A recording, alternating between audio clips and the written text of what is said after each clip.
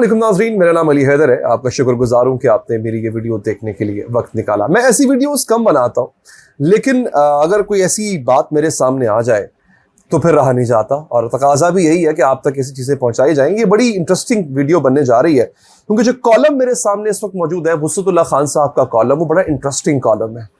उस कॉलम में उन्होंने ये किया है कि उन्होंने 3 से 4 जो एंटिटीज़ हैं पाकिस्तान में, जो कि पाकिस्तान से बाहर भी जो फैसला कुन साबित होती हैं, उन एंटिटीज़ का तज्जिया किया है। यानी उन इदारों का, उन लोगों का, उन शख्सियात का तज्जिया किया है, और पूरा समंदर कूजे में बंद करके रख दिया कि असल मसाइल की जड़ हैं क्या।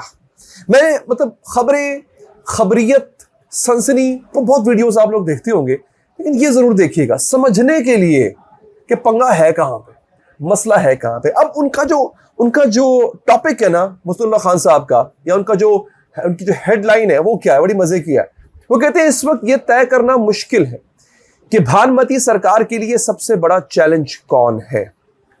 खुद सरकार, ठीक है। अभी आप जो मसाइल का जो यूं कह लें कि वजह है वो बताने जा रहे हैं। खुद सरकार, बैकरूम बॉयज, या बात फौज की एस्टैब्लिशमेंट की हो रही है, इमरान खान, अदलिया, या फिर IMF। मैं चौथे पर सोच में पड़ गया था कि यार IMF बीच में कहां से आ गया, IMF कहां से आ गया। अब वो उन्होंने बयान किया कैसे आ गया, जरा सुनिएगा। आगाज कैसे करते हैं वो कहते हैं जनाब कि सरकार के अंदरूनी इख्तलाफात निस्बतन आसान है समझना निस्बतन आसान है, क्योंकि भले कोई किसी को कितना भी नापसंद करे, मगर इस वक्त साथ जुड़े रहने में ही आफियत है। ये हो रही है 13 जमाती इत्तेहाद की बात यहां पे, ठीक है जी। बैकरूम वॉइस को भी हाथ पांव जोड़कर समझाया जा सकता है कि माना आप अकले कुल हैं, फिर भी हाथ जरा हौला रखें और हमें भी अपनी साइंस लड़ाने का थोड़ा मौका दें। इमरान खान को भी यके बाद दीगरे मुकदमात की रस्सी में बांध के वक्ती तौर पर कंट्रोल किया जा सकता है।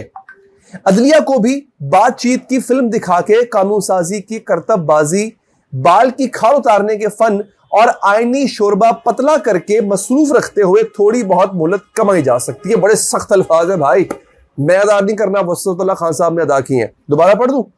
कहते हैं अदलिया को भी बातचीत की फिल्म दिखा के कानून साजी की करतबबाजी, बाल की खाल उतारने के फन और आईनी शोरबा पतला करके मसरूफ रखते हुए थोड़ी बहुत मोहलत कमाई जा सकती है। मगर IMF का क्या करें?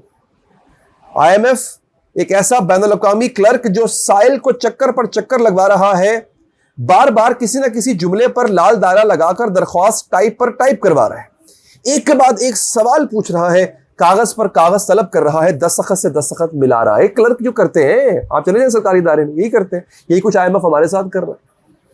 कितना टैक्स देते आए हो? अब सवाल करता है IMF, कितना टैक्स देते आए हो? आखिरी बार प्रॉपर्टी टैक्स कब दिया था?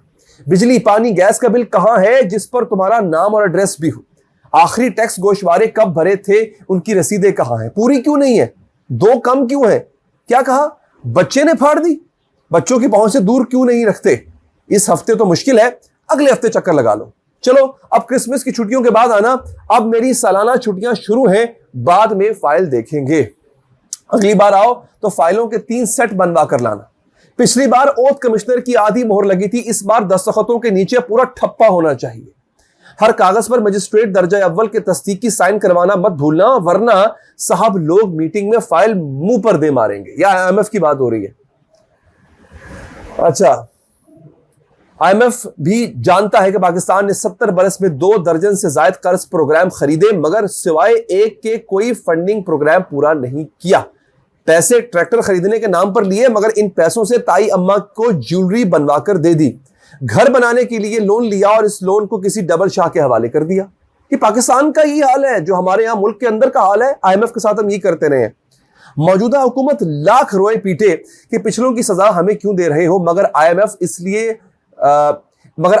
इसलिए बहरा बना बैठा है क्योंकि वो किसी हुकूमत को नहीं बल्कि रियासत पाकिस्तान को जानता है, जिसके नाम पर कर्ज ले लेकर मुजरे पर उड़ाते रहे हो। मुजरे आई समझ? अच्छा, ऊपर से हमारे वुज़रा भी पेट के हल्के और बादल देखकर घड़े फोड़ने के आदि।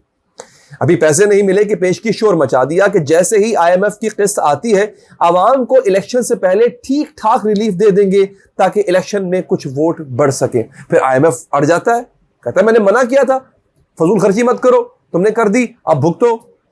गालिबन इसके कारिंदे पार्लिमानी जलसा गाही शोला बयानी की भी मॉनिटरिंग करते हैं।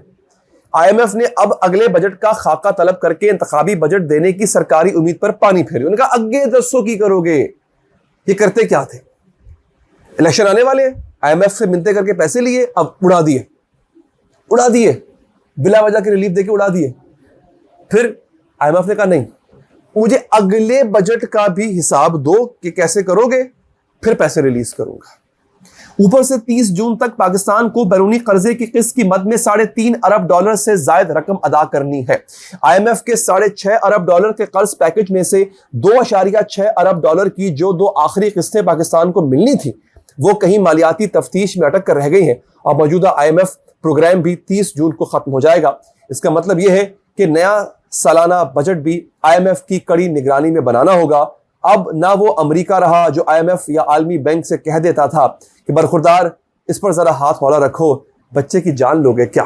बड़ा कमाल का कॉलम लिखा वसूतुल्लाह साहब ने, एक्सप्लेन मैं कर देता हूं। बात ये भाईजान, उन्होंने कहा है जनाब कि ये आईएमएफ ने कह दिया है, आईएमएफ ने अब आपको देना कुछ नहीं क्योंकि हमारे पल्ले है कुछ नहीं। आईएमएफ ने कहना है मुझे एक एक चीज लिख कर दो, मुझे बताओ कैसे स्पेंड करोगे, मुझे बताओ ये सब करोगे कैसे तुम, तब पैसे रिलीज करूंगा।